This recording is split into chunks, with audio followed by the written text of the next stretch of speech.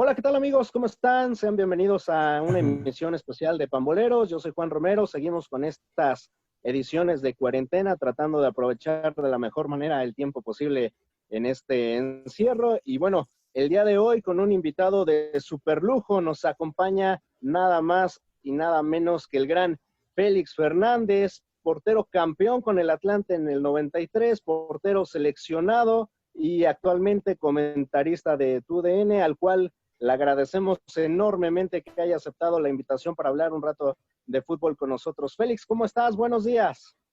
Hola, ¿qué tal, Juan? ¿Cómo estás? Bien, bien, gracias. Aquí pasando día tras día todo este tema de la cuarentena, toda esta crisis, todos estos cambios, asimilando, preparándonos, entrenando para lo que viene en adelante, porque será seguramente una realidad muy, muy diferente, ¿no? A la cual tendremos que entrar y tendremos que adaptarlos también. Pero encantado de estar aquí con ustedes en su programa. Muchas gracias por la invitación. El gusto es todo nuestro, Félix. Muchísimas gracias. Y saludo también con muchísimo gusto a mi compañero y amigo Fernando Rodríguez. ¿Cómo estás? Buenos días. Buenos días, Juanito. Buenos días, Félix. Igual, muy contento de que estés con nosotros en este día y para platicar un poco de fútbol, anécdotas y mucho más.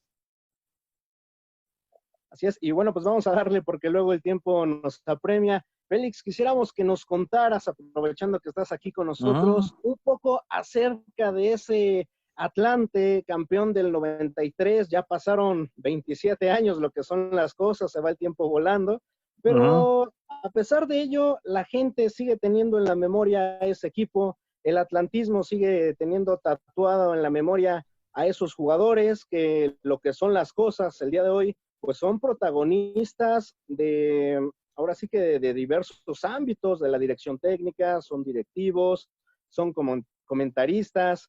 Y vaya, también hace unos días hablábamos con el Potro Gutiérrez, que nos decía que era un equipo con un perfil académico alto, lo cual pues me parece se ha visto reflejado en la mayoría de ustedes. ¿Qué nos podrías contar precisamente de ese equipo? Sí, Juan, bueno, fue una generación atípica, la de aquel Atlante, que tiene sus orígenes a finales de los 80s y gracias a una fusión que fue la de el Atlante junto con Coyotes Neza. En el 1987, el señor Juan Mata, empresario de automóviles, junto con Toño García, se asociaron para comprar el Atlante y después, casi de inmediato, compraron Coyotes Neza.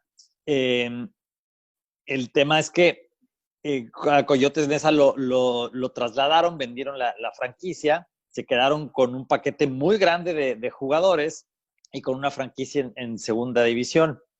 Si no mal recuerdo, Coyotes Neza se mudó a Correcaminos porque había descendido y esa franquicia de Correcaminos en segunda división se convirtió en Potros Neza. Entonces, la fusión de tantos jugadores que había de los dos equipos permitió que se hicieran dos equipos también, uno para la primera división y otro para la segunda, y al final de cuentas la elección fue correcta y fue sorpresivamente efectiva.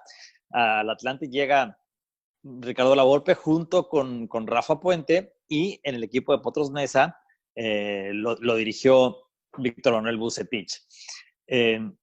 Lo que sucedió al final de cuentas es que el Atlante en primera división quedó como sublíder, tuvo una gran temporada, la 88-89, y el equipo de Potros Neza termina por ascender en esa temporada 88-89, se vende la franquicia y se va a Veracruz. Entonces otra vez había muchos jugadores para un solo equipo. Después se tomó una decisión incorrecta que fue llevar al Atlante a Querétaro y el equipo termina por descender. Pero pues dicen por ahí que no hay mal que por bien no venga, porque ese descenso sirvió para depurar muchísimo ese plantel del Atlante, aunque adquirieron también la franquicia de Querétaro en primera división. Recordemos que en la segunda división no se podía utilizar extranjeros, ni técnicos extranjeros, ni jugadores extranjeros.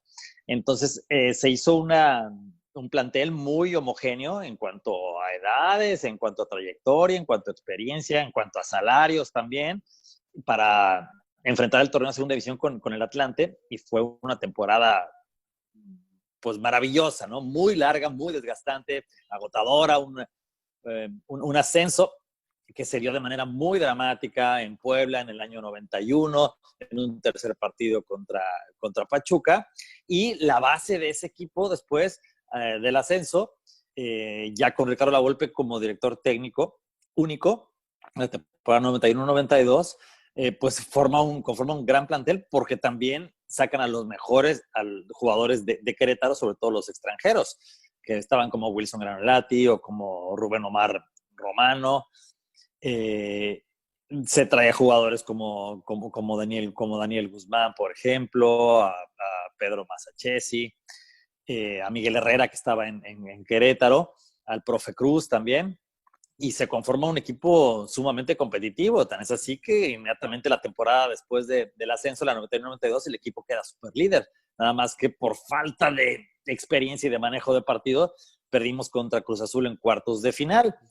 Para la temporada 92-93, pues algo le cobramos al sistema de competencia, porque no fue tan buena la temporada, por muchas bajas durante toda la temporada también, por muchas convocatorias de selección nacional, porque hubo muchas suspensiones, porque hubo lesiones también. El equipo termina calificando en 10º lugar, pero como primero de grupo. Entonces evitamos el repechaje y en la liguilla pues enfrentamos a Necaxa, que era super líder, a León, que era el campeón, y después jugamos la final contra Monterrey y nos convertimos en campeones, ¿no? La segunda estrella del equipo del Atlante, para muchos sorpresivo, pero fue un equipo dirigido pues de manera magistral por Ricardo Lavolpe, que no tenía auxiliares. Era Ricardo Lavolpe, era el profe Bon Giovanni como su preparador físico, y párale de contar, no había entrenador de porteros, no había auxiliar, era un equipo pues muy austero, tan es así que varios jugadores que llegaron a prueba, a primer equipo, así tal cual, a prueba, alcanzaron a debutar,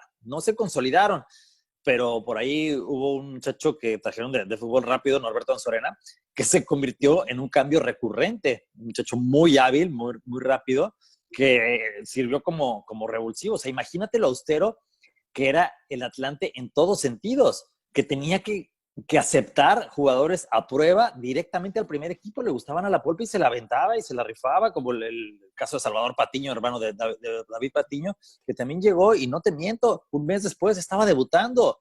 Y además no solo debutó, me acuerdo que metió el gol contra Cruz Azul, con el que les ganamos en el Estadio Azteca, después metió otro gol. O sea, cosas muy extrañas que sucedieron en ese plantel, insisto, tan austero, que también llevaron a que nos unificáramos mucho, ¿no? Y tomando también la experiencia de la segunda división, se había formado un lazo muy fuerte con la afición del Atlante, que nos acompañó durante la segunda división por todos lados, que vivimos experiencias muy fuertes, muy violentas en varios estadios, y pues conformamos, la verdad que un grupo, incluso con los seguidores, pues muy estrecho, ¿no? Que hasta la fecha todavía vamos a los festejos en el aniversario, nos juntamos, hay un equipo de veteranos que constantemente se junta con estos fieles seguidores de tantas décadas, y nos juntamos a cotorrear. A veces me ha tocado por lo menos una vez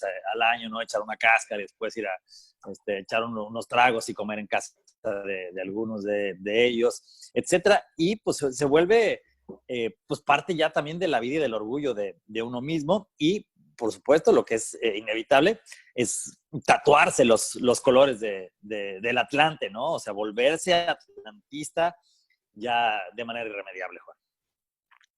Sí, que de hecho tú hasta tienes un tatuaje del escudo del Atlante, si no me equivoco. Exactamente, lo tengo en la pantorrilla, sí.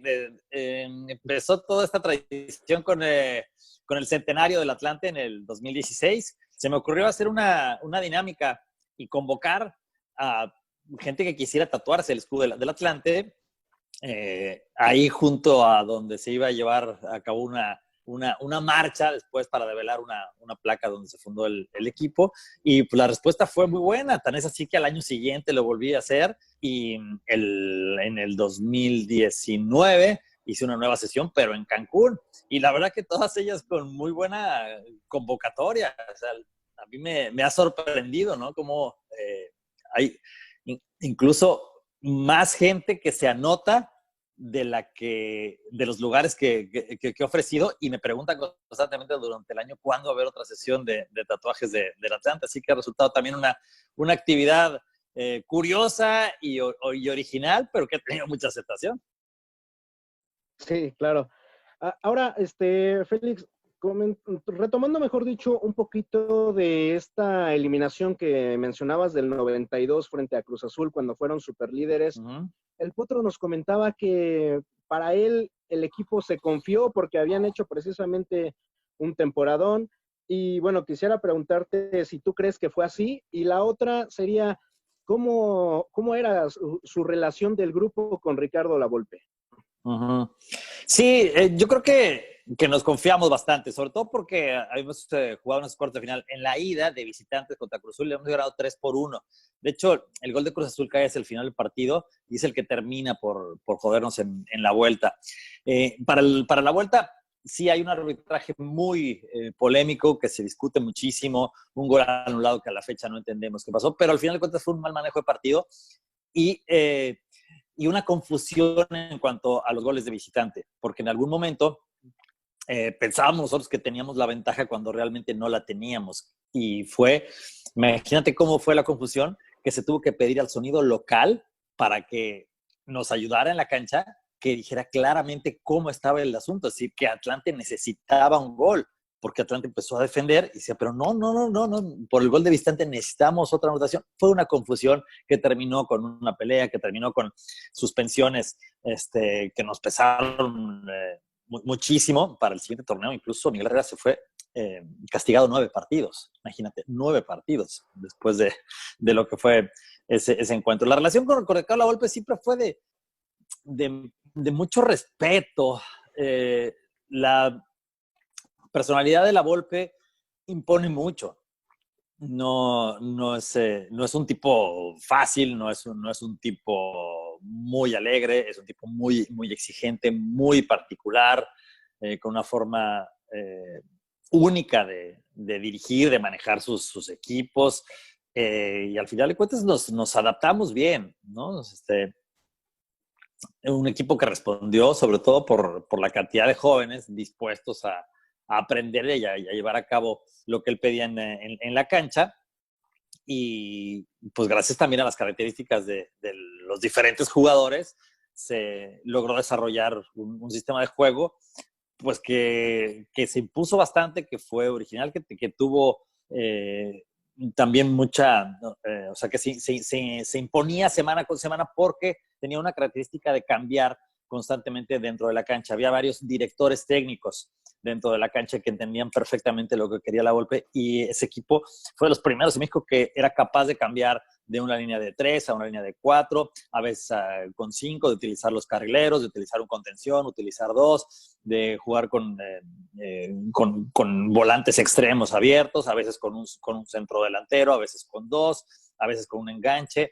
O sea, cambiábamos constantemente de formación y eso confundía muchísimo al rival, pero además era un equipo que no se conformaba con un gol, era un equipo que no se sabía defender, era un equipo que iba hacia el frente, y entonces se dieron muchos marcadores de 4-3, 4-2, 3-2, etcétera, que recibíamos bastantes goles, pero normalmente teníamos tanta llegada que convertíamos muchos, y había jugadores pues, como Luis Miguel Salvador y Daniel Guzmán principalmente, que tenían el gol pero puesto en la frente, ¿no? Claro. Fernando. Así es, no, definitivamente aquel Atlante era un equipo que conectó mucho con la afición, como decía Félix, definitivamente. ¿Ustedes dentro del vestidor sabían o estaban confiados en que podían ser campeones? O sea, ¿ustedes creían que sí podían ser campeones? Sí, porque la temporada 91-92, como ya mencioné, habíamos sido superlíderes, habíamos sido el mejor equipo de la temporada, no había cambiado mucho, había salido Rubén Omar Romano, nada más que se fue a Cruz Azul, y pues realmente no había llegado nadie. Quien llegó para la temporada 92-93, al final de cuentas no pegó, fue Daniel Brizuela, un jugador argentino que terminó incluso por ser dado de baja, llegó Sergio González también, otro argentino que venía de Cobra Ciudad Juárez, que tampoco la pegó. Entonces, realmente no había cambiado mucho.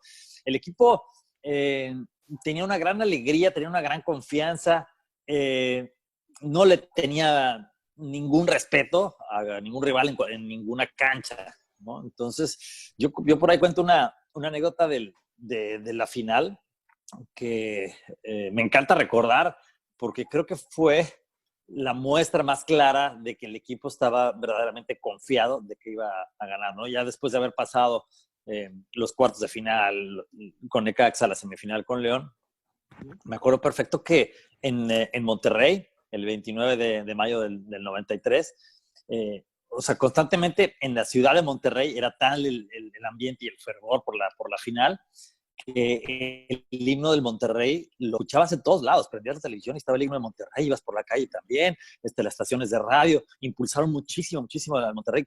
Con el himno era de los primeros equipos que habían cambiado su himno, que habían hecho una canción o un himno mucho más melódico y con coros y demás. Y se nos pegó tanto que nosotros en el autobús rumbo al Estadio Tecnológico íbamos cantando el himno de Monterrey. Entonces llegar al estadio, visitante, cantando el himno del equipo que vas a enfrentar, como que fue, ¿no? Algo completamente extraño, y la gente se quedaba de, ¿estos güeyes qué? O sea, vienen cantando el himno del Monterrey y todos cantándolo. Entonces, o sea, ya cantas el himno del Monterrey, ya qué más te da, ¿no? O sea, no te pesaba en lo más mínimo. Era un equipo muy, muy alegre también en cuanto a la convivencia. Y yo creo que esa es una de las muestras más claras, ¿no? De que el equipo estaba sumamente confiado para esa final. Pero sí, fue un equipo muy atípico. Yo lo platico hasta la fecha con Toño García, quien era nuestro presidente, y yo digo, pero es que yo a medida que lo reviso, digo, no es posible que ese equipo haya sido campeón. O sea, lo que es increíble lo que hicimos todos para que ese equipo fuera campeón. O sea, todo lo que tenía en contra ese equipo como institución también, y estoy hablando desde las instalaciones, desde el presupuesto, todo por donde le veas. Incluso, fíjate que, bueno, hay gente muy, muy clavada, afortunadamente, dentro de nuestro equipo, en los seguidores, y uno de nuestros más fieles aficionados, que uno termina haciéndose amigo de todos ellos con los años, es coleccionista de prendas del Atlante. Entonces me decía algo que yo no tenía la menor idea. Dice que estaba tratando de conseguir desde hacía muchos años la playera que se utilizó en el partido en Monterrey, en la vuelta en la final, y no la podía conseguir por ningún lado, y estaba dispuesto a pagar lo que fuera.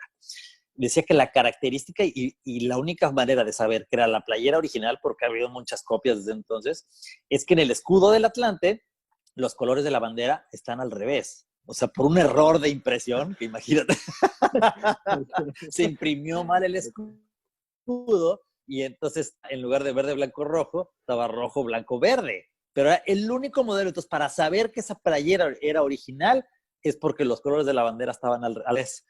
Y él decía, yo doy toda mi colección por esa playera. Y casualmente, en un Instagram Live que hice con Daniel Guzmán, resulta que él tenía la playera atrás, entonces me dice, mira la playera que tengo acá, para acompañar el Instagram Live y eso. Y le digo, ¿cuál es? Y me dice, es la de la final. Le digo, ¿es la de la final? Ay, a ver si es cierto, tiene los colores al revés. O sea, la agarra y la ve y dice, sí, tiene los colores de la bandera al revés. Claro, es la original. Bueno, pues casualmente en ese Instagram Live estaba Sergio conectado, que es el aficionado que te digo, y Daniel dice, le dije, hay un tipo que está conectado que se llama Sergio, dice que te da lo que sea por esa playera. Dice, no, en caliente ni se siente, dice, que venga por ella y se la regalo. Acabó, casualmente viven en Guadalajara los dos, y Sergio fue por la playera a su casa y se la dio así tal cual, ¿no? El tipo no se la creía, pero imagínate, todo esto también para decir, pues que era un equipo tan atípico que el escudo de la playera con la que jugaste la final estaba mal impreso, ¿no? Sí, claro. Sí. El equipo del pueblo, dirían por ahí, el Totalmente, Atlante. Sí. Sí, y es otra muestra de ello lo que nos acabas de platicar. Pero, oye, Félix, pasando a otro ámbito también, parte también de aquella selección del 94 que fue al Mundial de Estados Unidos, aquella selección que curiosamente también lo que son las cosas también es muy recordada por la gente, todo el grupo. La verdad es que a pesar de que ya pasaron muchos años, nos mencionan los nombres y de inmediato nos vienen a la memoria jugadores como precisamente Claudio Suárez, Jorge Campos, Alberto García Aspe, entre otros. Sí. ¿Cómo viviste precisamente esa Copa del Mundo? ¿Qué representó para ti asistir a ese mundial? Bueno, desde luego representar a tu país es lo máximo que aspiras, ¿no? Más como futbolista en una profesión, en una actividad tan popular, tan difundida, que despierta tanta expectativa en nuestro país. Es el principal método o medio de entretenimiento en México. Entonces, pues alcanzar la selección nacional sí es un gran orgullo.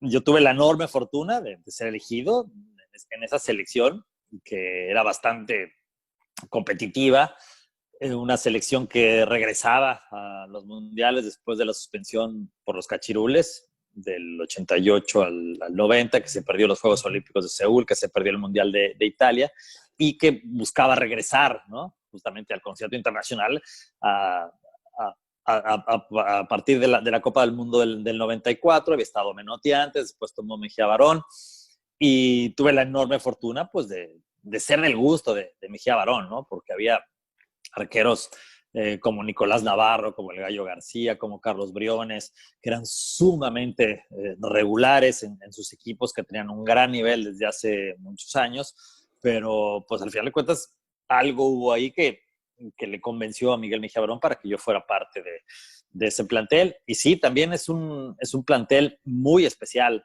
un equipo muy especial de la selección del 94, porque había muchos líderes. Esa es la verdad. Había jugadores muy representativos del fútbol mexicano. Había líderes, había jugadores de leyendas como Hugo Sánchez, sin ir más lejos. Había un jugador como Luis García, que estaba triunfando en Europa, en el Atlético de Madrid, y el resto jugábamos en México. Recordemos que en ese entonces era muy raro que los futbolistas mexicanos fueran a Europa. Bueno, pues contábamos solamente con dos, el resto estábamos en México, pero era un plantel, pues sí, lleno de líderes, algunos líderes en cuanto al carácter, la personalidad, y otros líderes en cuanto al ejemplo. Por ejemplo, Claudio Suárez era uno de los grandes líderes de ese equipo. Bueno, pues es el jugador que más partidos tiene en selección nacional, incluso hasta el día de hoy. Pero el ejemplo que te daba Claudio Suárez todos los días, cada entrenamiento, cada partido, era maravilloso, ¿no? El desparpajo de Jorge Campos con todo su talento, con la capacidad de jugar dos posiciones. El caso de Ramón Ramírez, que era un jugador que por el costado izquierdo se imponía, no le pesaba absolutamente nadie, ni ninguna cancha. Que hablar qué decir de Joaquín del Olmo, por ejemplo, del Capi Ramírez Perales, de Beto García Aspe, de Marcelino Bernal, estaba Hermosillo, estaba García, estaba Sague, o sea, era un gran plantel. Estaba el Potro Gutiérrez, Luis Miguel Salvador también. Un plantel por donde le veías lleno de figuras y de jugadores que significaron mucho en el fútbol mexicano, ¿no? Un plantel con muchísima personalidad, que, pues al igual que varios otros representativos en Copas del Mundo, estuvo muy cerca de pasar, ¿no? De ronda. Se ha hablado hasta el cansancio, qué fue lo que sucedió en esa Copa del Mundo del 94, que los penales, que los cambios, etcétera. Yo te diría que Miguel Mejía Barón, en los 15 años que yo estuve dentro del fútbol profesional, es el técnico que yo más admiré, al que más le aprendí.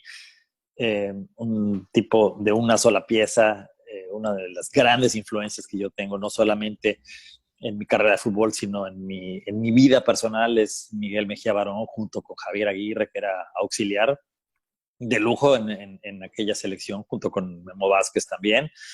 Era un equipo que creo que nos quedamos con la sensación de que daba para más, ¿no? De que esa eliminatoria de los octavos de final éramos más que Bulgaria. Pero ojo, Bulgaria tenía un gran plantel, un extraordinario equipo. También es así que llega hasta la semifinal y vende cara a la derrota y juega por el tercer y cuarto lugar contra Suecia. Pero pues es un plantel en el cual yo me siento muy orgulloso de haber formado parte, ¿no? Del cual aprendí muchísimo y que pues hasta la fecha, ¿no? También tengo mucha relación con varios de ellos, con la inmensa mayoría, y afortunadamente todos o casi todos han sido pues muy destacados en lo que se han dedicado, ¿no? Sí, de acuerdo. Ahora que mencionabas precisamente a varios de tus compañeros, otro con los que también me parece compartiste vestidor fue precisamente Benjamín Galindo, que bueno, Sí. desafortunadamente ahorita está atravesando un momento complicado de salud y esperemos que se recupere pronto, hasta donde sabemos va por buen camino, pero bueno, ojalá que siga de esta manera. Quisiéramos preguntarte, Félix, precisamente cómo era el maestro Benjamín Galindo como jugador y como persona. ¿Cómo lo veías al interior del Sí. vestidor? No, un tipo con el cual yo me identifiqué muchísimo desde el principio, con un corazón enorme, una gran nobleza. Era alguien, Benjamín era alguien que, si tú le decías, por ejemplo, qué bonita playera traes, ¿no? O sea, le chuleabas la playera que traía. El tipo se la quitaba y te la daba. Y tú, no, nomás te estoy diciendo que está bonita, que me gusta. No, tómala. Y se la cambiaba y hasta que no la aceptabas no se quedaba tranquilo. Con una bondad enorme, una clase espectacular, siempre sereno, ¿no? Jamás perdía la calma, siempre un buen consejo, un tipo que se preparaba muy bien, entrenaba muy bien, con una muy buena plática. Un tipo de verdad que despertaba mucho respeto, mucha admiración y también mucho cariño, ¿no? Porque además tú dices, pasan los años y no se le notan. Era el más veterano de nosotros e incluso él, pues el que juega el partido contra Bulgaria y lo juega completo, era el más veterano y no digamos que su desgaste físico era mucho, pero sí tenía la inteligencia de saber dónde colocarse con esa enorme característica y ventaja que tenía de pegarle con la pierna izquierda, con la pierna derecha, con la misma precisión. No éramos de mucha potencia, pero el toque que tenía Benjamín era impresionante, ¿no? Y te podía... Me tiró penales en primera división y me los tiró con la izquierda y con la derecha, ¿no? O sea, me atendió de las dos maneras. Sí, desafortunadamente, pues tuvo eh, accidente, bueno, por llamarlo de alguna manera, que pues lo llevó ahora al quirófano, ¿no? Durante la cuarentena, durante la pandemia, pero es un tipo tan sano que se ha recuperado satisfactoriamente y que no tengo la menor duda que lo vamos a ver de regreso. Es algo similar a lo que le pasó a un compañero de nosotros en TUDN, al Zuli Ledesma, también portero legendario de las Chivas, algo muy similar, nada más que el Zuli le dio mientras estaba trabajando en radio, ¿no? Una especie de infarto cerebral que también lo llevó a ser internado, estar en terapia intensiva un buen rato, pero por el mismo estado de salud y por la misma memoria que tiene el cuerpo, afortunadamente terminan por restablecerse muy bien, ¿no? Y prácticamente sin secuelas. Esperemos que sea así el caso de Benjamín. Ojalá, Félix, esperamos y le deseamos pronta recuperación. Fernando. Sí, en este caso yo tengo ahí una pregunta, Félix. ¿Por qué elegir la posición de portero, que es pues prácticamente es una posición, podría decirse, pues, la más complicada dentro del terreno de juego, por lo mismo que representa la soledad debajo de los tres postes? Todos los 10 que están adelante de ti pueden fallar, pero tú no. Un tema, Fernando. Uno no sabe lo que se va a topar cuando decide ser portero. Uno no tiene la menor idea. La verdad es que en esto lo he comprobado una y otra vez. Todos los que somos porteros por algún accidente, por alguna coincidencia, terminamos en la portería porque porque todos quisimos ser jugadores de campo. No hay ninguna excepción. Todos tratamos antes de ser jugadores de campo y por alguna razón caímos en la portería. Cada quien tiene su historia. El asunto es que a medida que te vas metiendo más en la posición y en el oficio de ser portero, te vas involucrando, te va fascinando y te vas preparando mucho más. Es la posición que más ha evolucionado en el fútbol, sin ninguna duda. Ha evolucionado porque el cambio de la regla 12 en el 92 fue determinante, cuando se le impidió al arquero tomar la pelota que venía de los pies de un compañero. Ese fue el cambio más radical de todos. Y yo soy de la generación más afectada en ese sentido, de los que tuvo que aprender a base de golpes y de fracasos y de errores.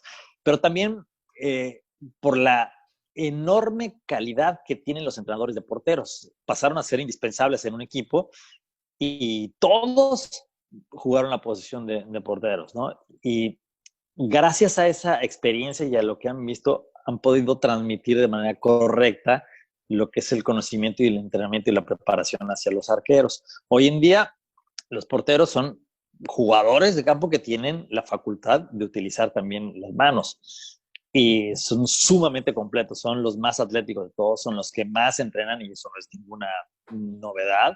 No. Pero hoy en día las características de un arquero son muy distintas de las que eran hace 20 años, muy diferentes. La fortaleza que tienen, la flexibilidad, también han sido muy afectados los porteros porque los balones, a medida que se requiere más espectáculo y que se requiere vender más el fútbol y que la gente lo vea más, se necesitan más goles. ¿Cuál es la fórmula para meter más goles? También, una de ellas es a través del balón.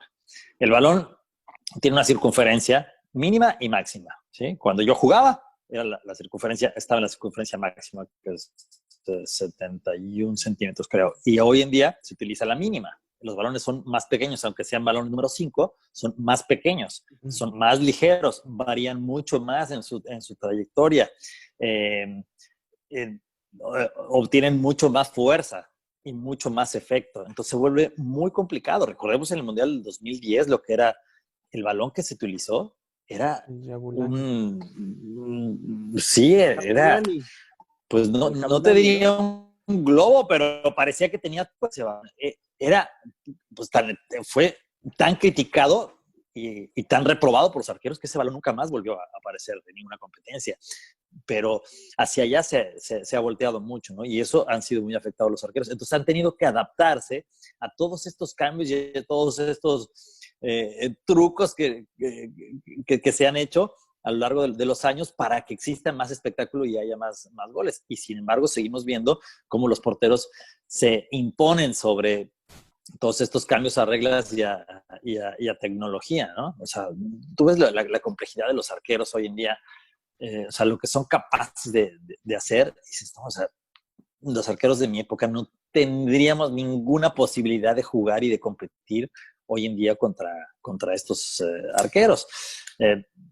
Nada más que te digo, un día nos metimos a la portería y empezamos a descubrir una cantidad de secretos que nos volvieron obsesivos de la portería, que nos cambiaron la personalidad, que nos cambiaron la forma de relacionarnos, de ver el fútbol, de ser más solidarios, etcétera, porque los arqueros son como un pequeño núcleo, un pequeño equipo dentro de un plantel. Los arqueros se protegen mucho entre sí, son objeto muchas veces de burla, de crítica, de joda por el resto de los jugadores. Entonces tienden a ser pues muy solidarios entre sí los porteros.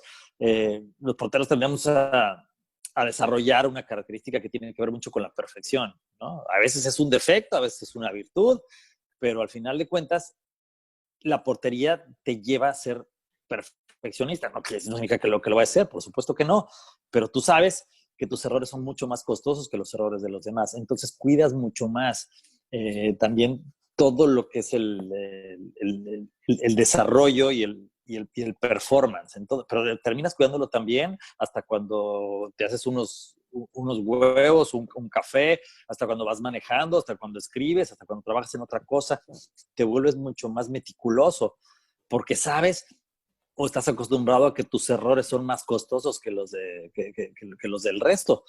Y yo soy un admirador de los arqueros, ¿no? Soy un admirador, confeso, soy fan de todo aquel que se ponga en la portería y de todo aquel que tenga el valor y la capacidad de ser portero de primera línea, de verdad. Y también cuando aparecen chavillos y que tienen me aparecen constantemente, ¿no? Y que tienen la inquietud de ser porteros y eso, y no es para todos, ¿no? O sea, se necesita tener un ADN muy, muy particular, porque para empezar vas a recibir muchos golpes. O sea, si no, y eso no te lo enseña nadie. ¿Cómo es el valor trabajo lo traes psicológico? o no lo traes. Ese es otro tema también, Fernando, porque cuando tú cometes errores, que los vas a cometer y serán muy fuertes y serán muy criticados, eres el único encargado de reponerte de tus propios errores, ¿no? O sea, puedes recibir el apoyo de tu técnico, de tus compañeros, de tu familia, pero al final de cuentas es trabajo tuyo recuperarte mentalmente para buscar y para enfrentar lo que será tu revancha. Nadie más te va a ayudar, te pueden dar una palmadita y todo eso, pero el trabajo mental, la motivación y la confianza es solamente tuyo. Y no es nada fácil porque pues uno tiende a recordar en situaciones similares lo que pasó uno normalmente mucho más con las imágenes negativas o las imágenes que le causaron sufrimiento o dolor, y por supuesto que en la portería son mucho más evidentes, ¿no? Habemos algunos descarados ya que con el paso de los años nos burlamos de nuestros propios, hacemos más evidentes e incluso hasta nos volvemos personajes en los medios de comunicación a través de nuestros propios errores y los magnificamos, ¿no? O sea, yo terminé desde hace varios años convenciéndome de que era una fórmula pues, mucho más llevadera el hecho de reírte de tus propios errores. Entonces, en la televisión inventamos una sección que se llama el Félix de la Semana, que tiene que ver con el peor error de un arquero en la jornada, y busco yo errores similares a los o sea, que haya tenido yo, y los comparamos y defiendo de manera absurda a los arqueros cuando no hay manera de defenderlos, y me solidarizo con ellos y los apoyo incondicionalmente y todo eso, pues porque uno sabe lo que ha pasado, ¿no? Y a mí me encanta cuando los propios arqueros de primera división entran a esta misma dinámica. Tenemos desde hace varios años un premio que se llama el Félix del Año. Entonces se lo damos al arquero que supuestamente hizo el peor error del año en la Liga Mexicana, pero hacemos todo un show para ese arquero y es un premio muy bonito porque es un guante con un agujero en la palma, ¿no? Y dice el Félix del Año. Entonces se lo entregamos al arquero, pero le hacemos todo un show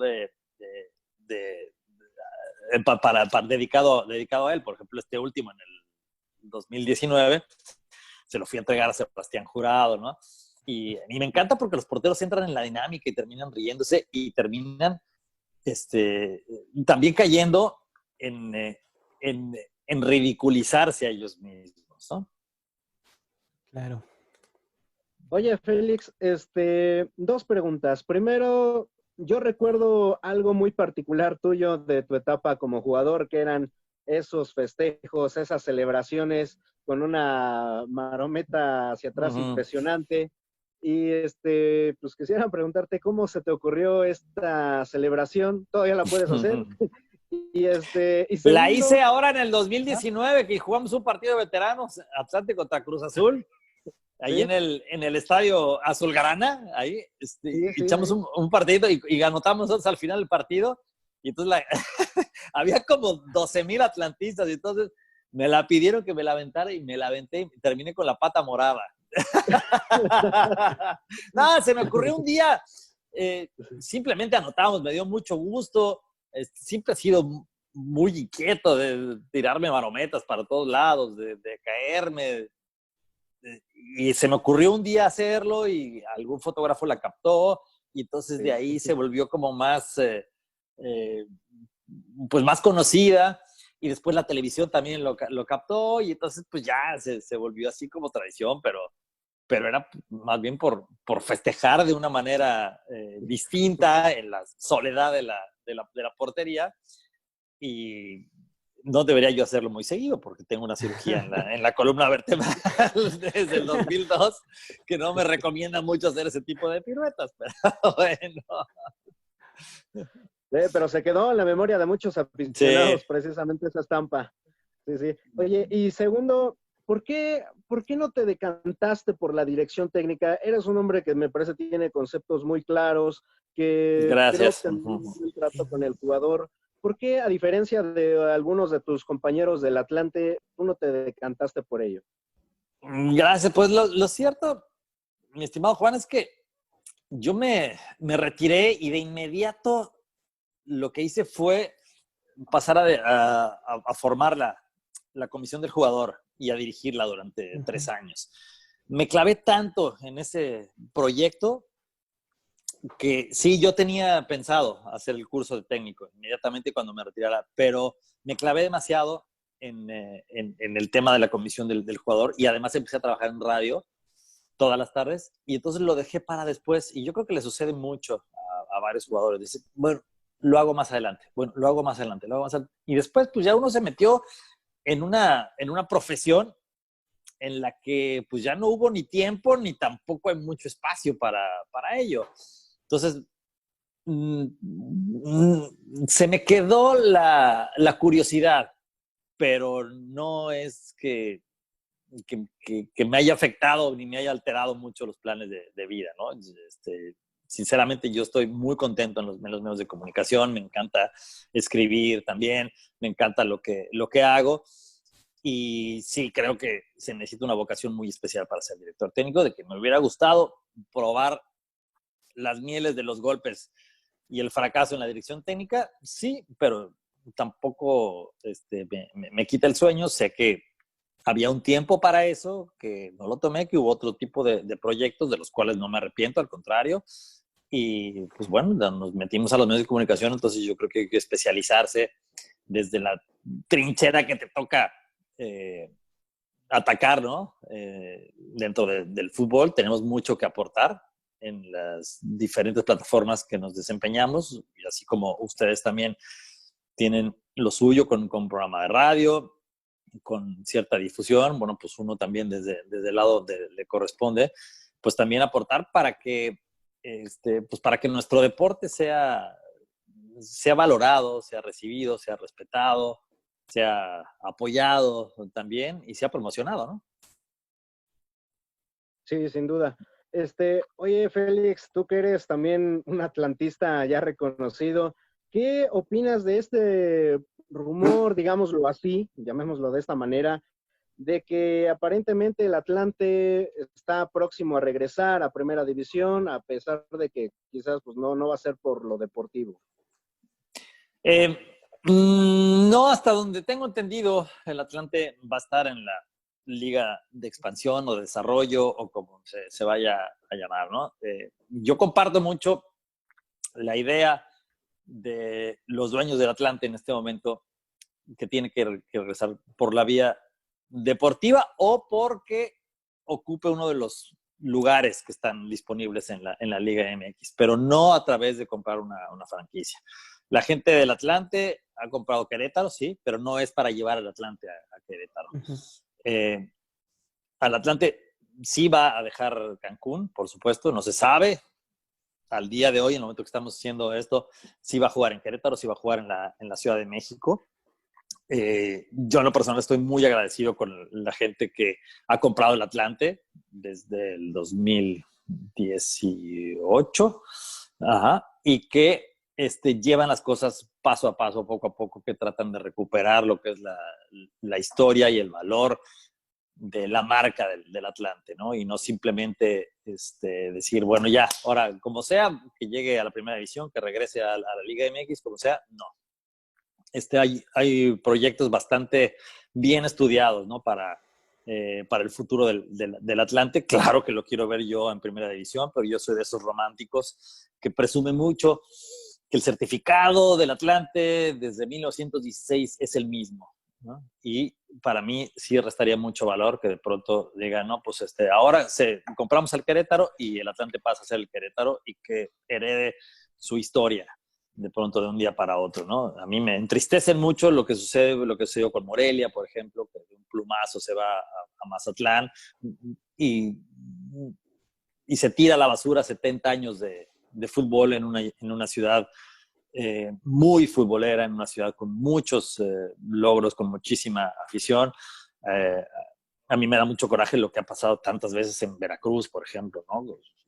5, 6, 7 franquicias diferentes que llegan, que utilizan el mismo escudo, que simplemente tienen una razón social distinta y que todavía presumen que tienen 2 estrellas de los años 50, ¿no? Cuando no tienen nada que ver con eso. O lo que sucedió con Puebla, o lo que sucede ahora también, pues, ¿no? Con el equipo de Mazatlán. En fin, hay muchos casos en México. Bueno, con Bravos no te vayas más lejos, ¿no? O sea, Bravos era un equipo en la división de ascenso y compró tal cual el lugar de Lobos WAP. Y esto era un proyecto bastante sólido, pero que termina por comprar un lugar. Esas cosas no suceden en países que son muy futboleros, en países que son muy tradicionales. O sea, no verías eso en Argentina jamás, no verías eso en España jamás. Entiendo que somos naciones diferentes, que tenemos diferentes historias o algo, pero al final de cuentas el arraigo y la afición es algo que se debe respetar mucho, ¿no? Y que cada equipo debe hacer su propia labor por mantener sus raíces, por crear sus aficionados, sean pocos o sean muchos. Yo creo que el Atlante es una de esas marcas que generan mucha nostalgia y que además pueden ser consideradas como cultura popular pues de la Ciudad de México y me atrevo a decir del país, ¿no? Dentro del fútbol. Es de los fundadores de la liga. El fútbol mexicano le debe mucho al Atlante y el Atlante creo que tiene que ser parte fundamental de todo lo que sea el fútbol mexicano mientras exista. Sí, sin duda. Fernando. Siguiendo esta línea de lo que estamos comentando, pues también nace esta liga del balompié mexicano que posiblemente podríamos catalogarlo como una iniciativa muy entusiasta de varios empresarios, aún todavía desconocidos en su gran mayoría. Tú, Félix, ¿cómo vislumbras de lo que te has enterado posiblemente esta nueva liga que está creciendo, que hay equipos en plazas en donde pues difícilmente uno se puede imaginar un equipo de fútbol, ¿no? Uh-huh. Entonces, ¿tú cómo vislumbras esta situación? Y más en esta época de crisis económica que estamos viviendo. Sí. Pues es un proyecto muy valiente, para empezar, ¿no? Es un proyecto que entiendo que ya se había avanzado muchísimo desde antes de que empezara la cuarentena y la pandemia, pero sinceramente yo les aplaudo que siga en pie y que siga aparentemente muy fuerte.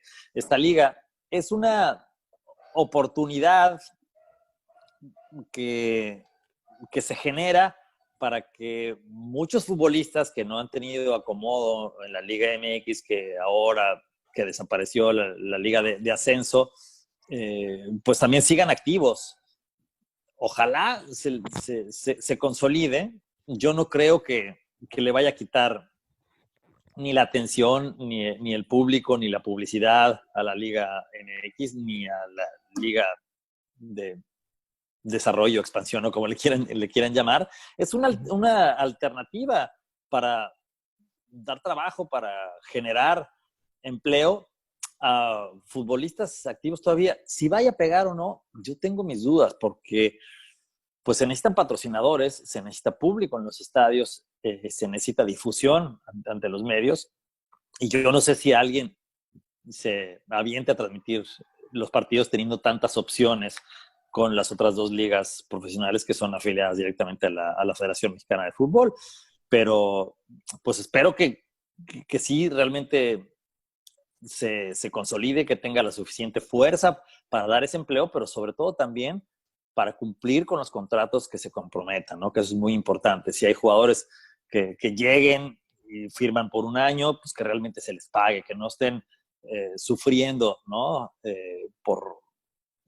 Por el salario, por la paga quincenal o la paga mensual, o que después, pues como no es una liga afiliada a la federación, entonces tengan que recurrir a tribunales si no les pagan, etcétera. Que no se convierta esto en algo muy pesado ni incómodo, y que pueda ser una fuente de empleo que alargue la carrera de algunos jugadores. Pues sí, bienvenidos, porque yo creo que México tiene para eso y más, ¿no? A mí me llama mucho la atención que México no pueda tener una segunda división sólida y consolidada como la tienen otros países, o como se tenía en México también hace algunos años, ¿no? Que tenga que desaparecer la segunda división por la fragilidad. Y eso también es lo que me da pie a pensar que esta liga de desarrollo puede tener muchos problemas, ¿no? Si la segunda división no fue capaz de subsistir, si tuvo que desaparecer la segunda división, pues pensar en la creación de una nueva liga con 20 equipos muy esparcidos en toda la República, porque necesitan traslados, y los traslados cuestan, y las concentraciones cuestan mucho también, y es lo que también me genera dudas. Pero bueno, pues al tiempo, ¿no? Yo, todo lo que sea fútbol, y sobre todo fútbol mexicano, pues yo lo consumo encantado de la vida.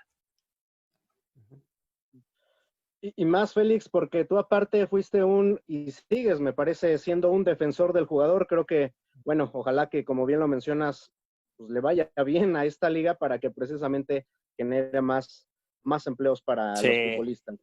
Sí, desde luego. Oye, Félix, ya para terminar, quisiera hacer una pequeña dinámica contigo, darte una lista de nombres de algunos compañeros con los que compartiste vestidor, y que me dijeras en la menor cantidad de palabras posibles una descripción de ellos para ver cómo andamos. Échale. Primero, empezamos con Daniel Guzmán.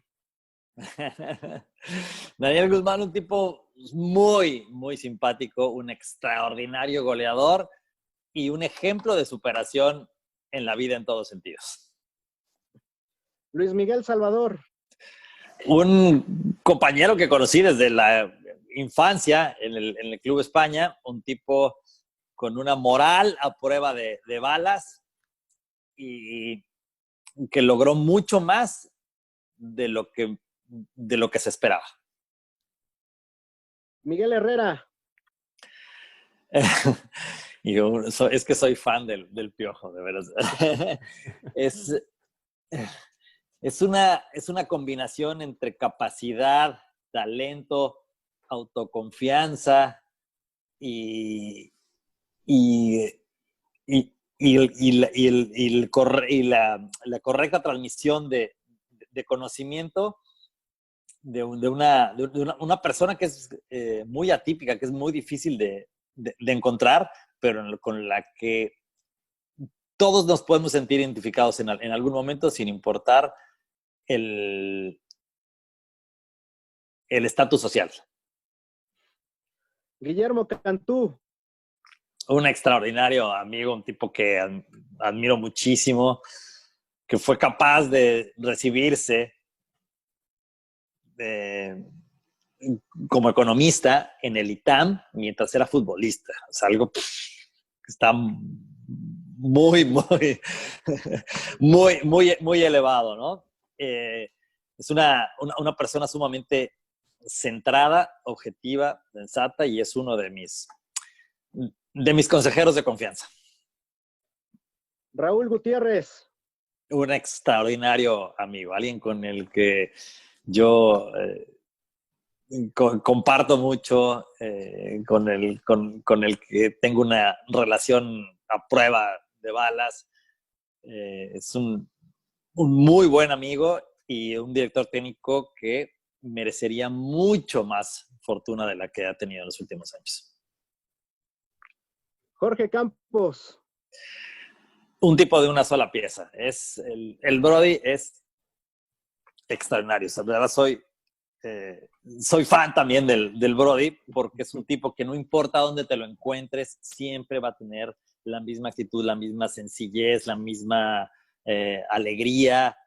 Es un tipo que contagia positivismo en cualquier circunstancia de la vida que te lo encuentres. Claudio Suárez. El emperador es uno de los futbolistas más completos que yo vi y más equilibrados en todos sentidos, ¿no? Un tipo que parecía que la presión no lo absorbía jamás, no lo veías nunca alterado, siempre tenía la solución bien pensada, nunca perdía los estribos. Un tipo para aprender mucho a través solamente de la observación. Miguel Mejía Barón. Uy, el doctor Mejía Barón es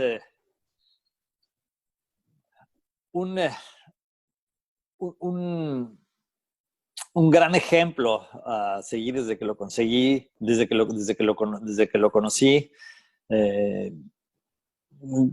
Compartí mucho su manera de ver y de entrenar el fútbol, de transmitirlo también, pero sobre todo le he aprendido el enorme grado de sencillez, de sensibilidad que tiene, de falta de protagonismo. No le interesa en lo más mínimo el protagonismo. Lo que hizo cuando lo nominaron al Salón de la Fama en Pachuca me pareció maravilloso. Entiendo que mucha gente se molestó porque declinó su ingreso al Salón de la Fama, pero para mí fue un perfecto acto de congruencia con lo que es Miguel Mejía Barón, ¿no? Es un tipo sabio no solamente en lo que es el fútbol, sino en lo que debe ser una persona a lo largo de su vida. Ricardo Lavolpe. Un tipo único, al cual yo le agradezco muchísimo y con el cual hoy en día ya tengo una relación muy distinta. Es alguien que en un inicio me dañó mucho la autoestima, pero que conforme pasó el tiempo, termino por agradecerle mucho más de lo que le podría yo reprochar. Es un genio del fútbol y de la táctica. Ojalá algún día pueda encontrar la correcta manera de transmitirlo. Y ya para terminar, Félix, ¿qué nos podrías contar de esta pequeña foto? Esa es una foto maravillosa, porque Mariana Yazbek, que es la fotógrafa, quien la tomó, ella hacía muchas fotos que le pedían para la selección nacional o para ciertas promociones, hacía las fotos de equipo, etcétera. Y un día, para una exposición que iba a tener, nos pidió un favor personal, que era tomarnos esa foto que ella tenía en la cabeza en su estudio, que estaba muy cerca del estadio Azulgrana. Y entonces nos convocó a todos nosotros que si le podemos echar la mano. Entonces fuimos y sobre la misma sesión de fotos fue saliendo la idea y uno se quita la camisa y otro se pone el de acá y la cara, etcétera. Y tomó varias fotos y al final de cuentas eran para una exposición y para un concurso. Y pues fue una foto súper original que después ya con redes sociales se ha vuelto una y otra vez una foto muy, muy publicitada, porque además, pues cada uno de los que salimos en esa foto tenemos una historia que contar, ¿no? Y jamás pensarías, por ejemplo, ver a Memo Cantú participando de esa foto cuando lo ves hoy en día, ¿no? Con la seriedad que tiene, siempre bien centradito, pero es una foto muy linda. Por cierto, ese día también nos tomó diferentes fotos que no salieron mucho a la luz, pero esa se volvió la foto más famosa en los últimos años, y creo que a todos los que salimos ahí nos gusta mucho. Claro. Muchísimas gracias, Félix Ajá. Fernández. No, por favor, Juan, Fernando. El hombre, el único jugador del Atlante al que el club le ha retirado su número, o sea, no es poca cosa. El número 12, que ya recuerdo precisamente ese homenaje en donde elevan tu norte, precisamente. Y, claro, bueno, por eso tenemos el escudo tatuado. Ahí está. Ahí está. Sí. Y te agradecemos enormemente que hayas platicado un ratito con nosotros, que hayas compartido anécdotas e historias. No, muchísimas gracias a ustedes, que tengan muchísimo éxito. Ya saben que arrieros somos y en el camino andamos, ¿eh? Cuando quieran, lo que se les ofrezca, encantados de la vida, y un abrazo para todo su auditorio. Fernando. Gracias, Juanito. Félix, igualmente una gran plática la que tuvimos hoy. Gracias, cuídense mucho, estamos en contacto. Muchísimas gracias, Félix. Dale, bye. Hasta la próxima. Bye.